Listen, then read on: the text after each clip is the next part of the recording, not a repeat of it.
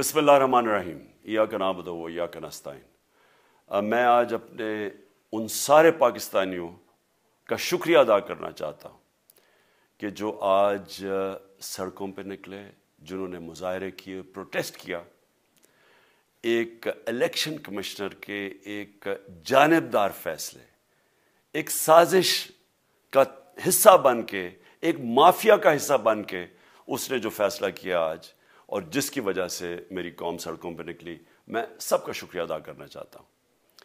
پہلے تو میں اپنی قوم کے سامنے یہ رکھنا چاہتا ہوں یہ کیا فیصلہ ہے، یعنی یہ توشہ خانہ کیا چیز ہے۔ توشہ خانہ وہ ہے کہ جب ملک کا پرائم منسٹر، اس کے وزیر، اس کے آرمی چیف، ان کو جب پریزنٹس ملتے ہیں، جب وہ اقتدار میں ہوتے ہیں، تو جب ان کو تحفے ملتے ہیں، تو یہ جو سارے تحفے ہیں یہ جاتے ہیں توشہ خانہ کے اندر۔ ایک پورا ریکارڈ ادھر قائم کیا جاتا ہے۔ اس توشہ خانہ سے ایک قانون کے تحت آپ فیصلہ کر سکتے ہیں کہ میں ایک آدھی قیمت، ہمارے دور میں آدھی قیمت ہم دے کے ہم وہ خرید سکتے ہیں وہاں سے۔ سارا ریکارڈ اس کا ہے پڑا ہوا ہے توشہ خانہ میں۔ تو یہ جو کیس اس نے کیا ہے، یہ جو کیس کے اوپر فیصلہ دیا ہے، میں آپ ساری قوم کے سامنے اب یہ کہنا چاہتا ہوں کہ جب بھی، اور انشاءاللہ ہم اب جا رہے ہیں عدالت میں آج سب کے سامنے کہنا چاہتا ہوں کہ یہ عدالت کے اندر کیس جائے گا اور اس میں ایک چیز غیر قانونی نہیں نکلے گی، کیونکہ سارا ریکارڈ اویلیبل ہے۔ اور جنہوں نے قانون توڑا ہے، توشہ خانہ کا قانون کس نے توڑا ہے؟ آصف زرداری نے اور نواز شریف نے۔ کیسے توڑا ہے؟ انہوں نے 4 مہنگی گاڑیاں اس توشہ خانہ سے نکالی ہے۔ قانون یہ کہتا ہے کہ آپ گاڑیاں نہیں نکال سکتے، مجھے بھی ملی تھی۔ تو ان کے کیس تو سنے نہیں، ان کے 10 سال سے کیس پڑے ہوئے جو انہوں نے یہ گاڑیاں غیر قانونی طور پہ نکالی تھی۔ اور وہ جو کہ سارے میرے وکیل نے آج قوم کے سامنے بتایا کہ سارا ریکارڈ اویلیبل ہے، اس کے اوپر اس نے یہ فیصلہ کیا۔ تو پہلے تو ہم جائیں گے انشاءاللہ عدالت میں، لیکن میں اس الیکشن کمشنر کے اوپر اپنی قوم کے سامنے اس کا ذرا اصلیت رکھنا چاہتا ہوں۔ یہ وہ آدمی ہے جو پچھلے 2.5 سال سے ہمارے خلاف فیصلے دے رہا ہے۔ 8 یا 9 دفعہ اس نے ہمارے خلاف فیصلہ دیا، ہم عدالت میں گئے اور عدالت نے اس کے فیصلے اوور ٹرن کر کے ہمارے حق میں فیصلے دیے، کیونکہ اس کے جو فیصلے تھے وہ غیر جانبدار نہیں تھے۔ ہم EVM مشینز کے اوپر کوشش کرتے رہے کہ اس ملک میں صاف اور شفاف الیکشن ہو، 2 سال کوشش کرتے رہے۔ اس الیکشن کمیشن نے پیپلز پارٹی اور نون لیگ کے ساتھ مل کے وہ نہیں ہونے دیا۔ ہم نے عدالت میں گئے کہ جو سینٹ کے اندر پیسہ چلتا ہے، سینٹ کے الیکشنز کے اندر، کہ وہ ووٹ ویریفائبل ہونی چاہیے، یعنی لوگوں کو پتہ ہونا چاہیے کہ آپ کے MP کدھر ووٹ ڈال رہے ہیں۔ ہم سپریم کورٹ میں گئے، سپریم کورٹ میں اجازت دے دی کہ ووٹ ویریفائبل ہونی چاہیے، اس نے روک دی۔ اس کے بعد یوسف رضا گیلانی کا بیٹا پیسے دیتے ہوئے پکڑا گیا ووٹ خریدتے ہوئے، اس نے کوئی ایکشن نہیں لیا۔ یہ اس نے جب ہمارا یہ ابھی جو آڈیو لیکس ہوئی ہے، اس کے اندر کیا چیز آئی ہے سامنے؟ آڈیو لیکس میں یہ سامنے آئی کہ نون لیگ کے ساتھ بیٹھ کے یہ فیصلے کر رہا تھا کہ کون سے حلقے ہمارے کمزور ہیں اور کدھر PDM کی ووٹ جو تھی ہمارے حلقوں سے دگنی تھی۔ اس نے ان کے ساتھ بیٹھ کے فیصلے کیے۔ یہ جو ابھی حال ہی میں الیکشن ہوئے ہیں، اسی الیکشن کمیشن نے، اس نے پہلے بھی جب پنجاب کے بائی الیکشن ہوئے تب بھی پوری الیکشن کمیشن کی مشینری نے ان کی مدد کی، اور اس کے گورنمنٹ بھی پنجاب میں انہی کی تھی، گورنمنٹ کی مشینری نے بھی پوری مدد کی۔ اس کے باوجود دونوں دفعہ یہ الیکشن ہار گئے، اور الیکشن اس لیے ہارے کہ پاکستان کی قوم ان کو ریجیکٹ کر بیٹھی ہے، اور اللہ کا شکر ادا کرتا ہوں ہمارے ساتھ کھڑی ہے۔ جب ہماری گورنمنٹ گئی تب سے یہ مافیا کوشش کر رہا ہے کہ تحریک انصاف کو ختم کرنے کی۔ پہلے تو انہوں نے گورنمنٹ گرائی بیرونی سازش، پھر انہوں نے کروڑ روپیہ خرچ کیا، 20 یا 25 کروڑ روپے کی ووٹیں خریدی، لوگوں کو لوٹا بنایا، ہماری گورنمنٹ گرائی۔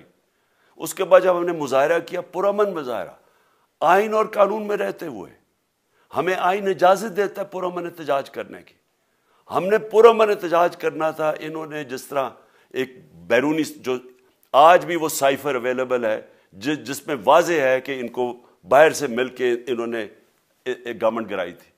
سب کو پتہ ہے سندھ ہاؤس میں 20 25 کروڑ روپیہ چلا اور گورنمنٹ انہوں نے گرائی. اس کے اوپر مظاہرہ ہم نے کیا 25 مئی کو. انہوں نے جس طرح کا ظلم و تشدد کیا ہمارے اوپر پاکستان کی تاریخ میں ایسے کبھی نہیں ہوا. عورتوں بچوں کے اوپر دیکھ رہے ہیں فیملیز, انہوں نے شیلنگ کی, گھروں میں گھس گئے رات میں, جو پنجاب پولیس کو انہوں نے استعمال کیا اور انہوں نے سمجھا کہ پارٹی کراش ہو جائے گی. پھر بھی نہیں ہوئی. پنجاب کے بائی الیکشن ہار گئے. پھر انہوں نے میرے اوپر کیسز کرنے شروع کر دیے. کبھی عدالت میں ایک کیس ہوتا ہے, کوئی 24 FIR ہے میرے اوپر. دہشت گردی کا میرے پہ کیس کر دیا. کیا کیس تھا؟ ساری دنیا میں رپورٹ ہوا وہ کیس. کیس کیا ہے کہ عمران خان کہہ رہا ہے کہ ریمانڈ پہ بھیجنے کے لیے ایک جس کے اوپر تشدد ہوا ہے, کسٹوڈیل ٹارچر ہوئی ہے شہباز گل کو, کہ ہم قانونی کارروائی کریں گے, اس کے اوپر دہشت گردی کا کیس کر دیا. تو پوری کوشش کرتے رہے نہ کسی طرح اس کو, کیونکہ میچ میں تو آپ کھیل نہیں سکتے تھے, تو عمران خان کو میچ سے نکال دو باہر. یہ شروع سے ان کی کوشش تھی.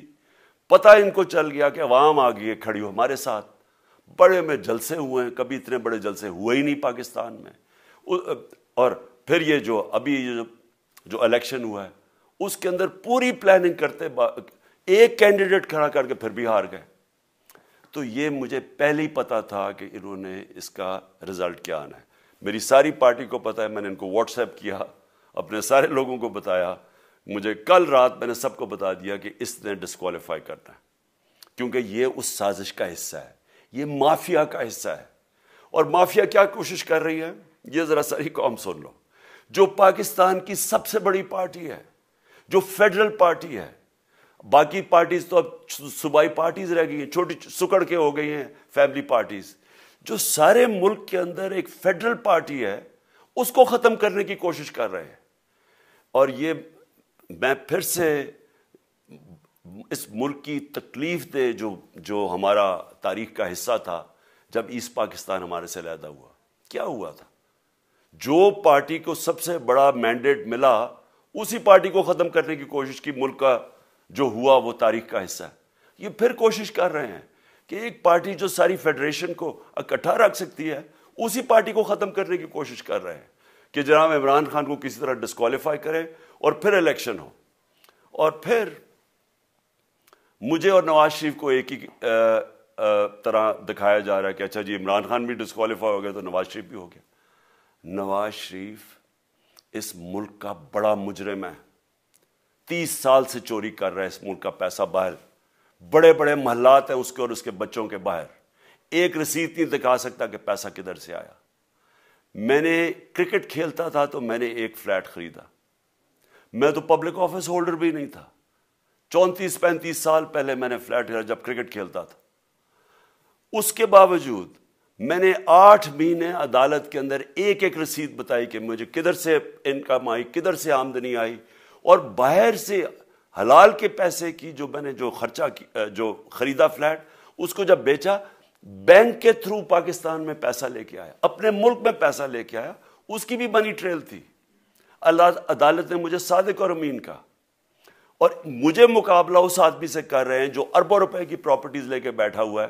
کبھی کوئی جھوٹ بولتا ہے کہ جی مجھے قطری کھاد کے جی قطری نے پیسے دے دیے, کبھی وہ کہتا ہے یہ ہے وہ ذرائع وہ فیل ہو جاتا ہے. وہ بیٹی کہتی ہے میرے لندن تو چھوڑو پاکستان میں کوئی پراپرٹی نہیں, اور پھر پراپرٹی نکلا.